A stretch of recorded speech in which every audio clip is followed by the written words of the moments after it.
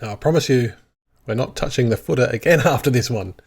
Now, this isn't too hard. This one we're just going to quickly do some tweaks and make sure the mobile stuff is working perfectly.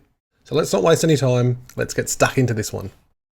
So here we are in our footer template in Oxygen, and we want to just do one quick little going over of these couple of sections before we classify the footer and really most of the inner template to be done.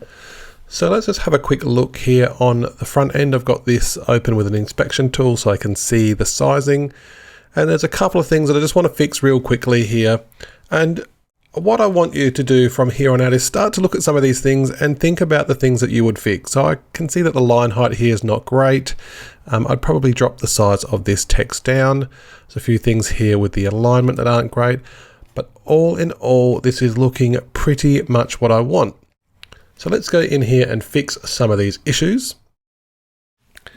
And as we have done with a lot of this stuff, we're using minimum spacing rather than a set spacing. And this will mean that a lot of your stuff that you create, a lot of your layouts, will be responsive from the get-go.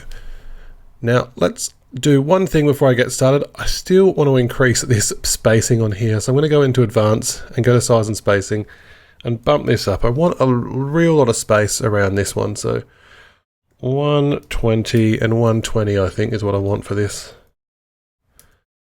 Yeah, that's looking better. Want some more spacing under this heading. And I'm going to click Save.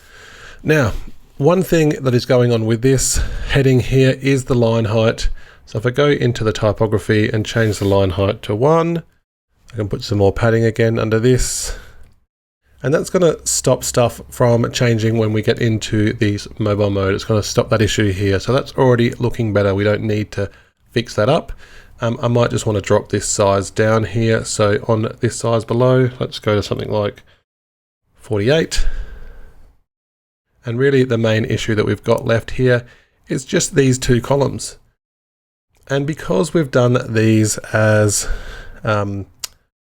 columns here, part of the thing that's going on is that when we go to the columns, you can see that it stacks vertically at 992.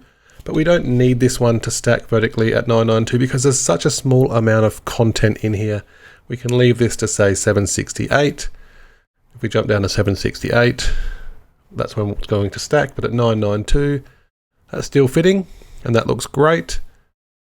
At 768 is where we simply want to get these to align to center. So what we'll do is click each of these divs, go to horizontal, just make sure that that is centered. Go to that div, horizontal, make sure that this is centered, and that's looking a lot better. Now if I click Save here and refresh this, a couple of those issues are totally fixed and looking good.